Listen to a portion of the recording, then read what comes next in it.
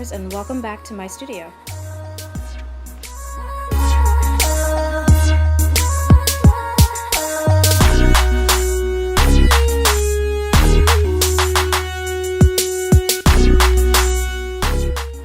So because my last few pieces were pretty detailed, I decided to go with something relatively simple for this illustration and kind of take it back to my classic bust style portraits. And I gotta say, it was pretty relaxing. I didn't have very much of a theme or anything in mind. I knew I wanted to do some drippy effects, but I kind of just let my imagination go and let the illustration do what it wanted to do. Now for this painting, what I did want to focus on was getting a nice deep dark skin tone. I've done a couple in the past that were supposed to be dark and they just didn't turn out as dark as I had imagined them. So I wanted to try to accomplish this very dark skin tone. And I think it was a success. Overall, I'm really happy with the depth of color that I was able to get for this piece. I noticed that the more I learned about how watercolor works and the fact that you need to start with light layers and build up on them, the harder it was becoming for me to get these dark, chocolatey skin tones. And I think it just goes to show that you definitely need to learn the basics of whatever medium that you're using, but I didn't have that problem in the beginning because I just assume, oh, I want brown skin, so I'll just go in with brown.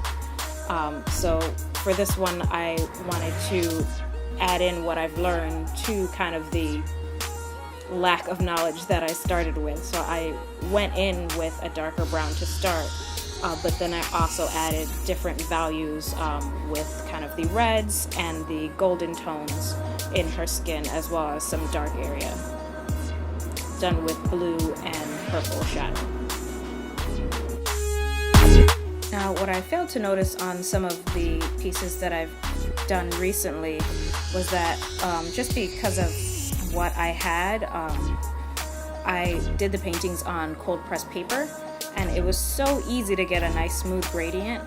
And when I finally went supply shopping, I went ahead and got my standard Arches hot press paper, and it was so hard to get a smooth gradient. I was getting so frustrated because I kept having to do multiple layers for the background, and I could not get it as smooth as I wanted it to. So this is what you're seeing is the second painting, because I started one and then it just kept coming out all splotchy, and then I started over and was moving a little bit slower, just so that I can make sure everything was an even flat color, as close to an even flat color as I could get it anyway. And this is just another example of what I mentioned before. The more you learn about your medium, and in this case the papers that take to watercolor best, the more tricks that you'll learn. Cold pressed paper has more texture to it, which is why it allows for you to create a smooth wash so much easier. And the hot press paper is much smoother, which is great for details and line work. It's just a lot easier on the Micron pens themselves. So for me, it's about, now that I know the rules, how I can bend them and how I can utilize the tools that I have to best fit what I decide to paint. So for the next just portrait painting that I decide to do, I'll probably do something on cold pressed paper, since it doesn't have the massive line art detailing. It doesn't really need to be on hot pressed paper. I just kind of have to get over seeing that texture on the paper, which is always what kind of bothers me with cold pressed paper. No matter how much layers of paint, it never really smooths out. You can still always see the texture, but again, you'll get a nice smooth wash, and it's about figuring out what you prefer.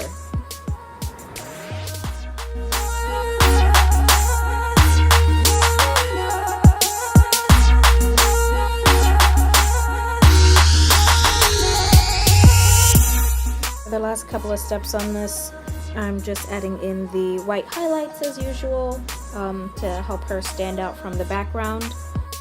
I was having a little bit of trouble with my fine liner just because I couldn't get it to a nice sharp point. So the white lines came out a little thicker than I wanted. I had to go back in with the Micron and redo some of the black lines. But aside from that, I really love this piece. A lot of people have been asking if she's covered in blood, and it's just blackberry sauce, you guys. Stop being so dark. Jeez. It's just, it's blackberry sauce. So it does look a little bit like blood, and I guess I'll let that visualization slide. But she's just a messy girl. She's like me. I don't know how to eat food without getting it all over the place. Just doing her eyes now. I don't know why I waited so long to do her eyes. It's the very last part of this painting. I don't know. I think doing it was just kind of making me nervous, the idea of putting her eyes in. I didn't want to destroy it all after I had done all of this and finally got my smooth washes and deep skin tone. I was like, oh, if I screw up the eyes, I'll have to start all over again. But it came out fine. I always do that. I fuss over like the last little bit and then it's fine. And I was worried for no reason.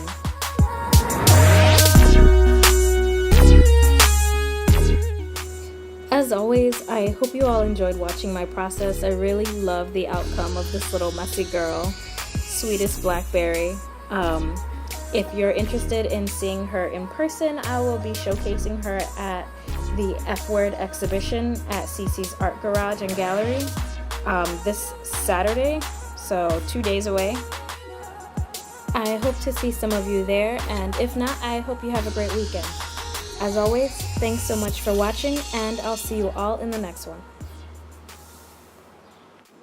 Now, I know I mentioned in my last video that I would be working on my Aphrodite deck, but I decided to change things up. Since I'm doing the art show this weekend, I wanted to do a little bit of live painting, so I'll be doing the line work for this skateboard during the show. So if you want to see her come to life, come and visit me at CC's Art Garage and Gallery, and I'll be sure to put the address in the description below.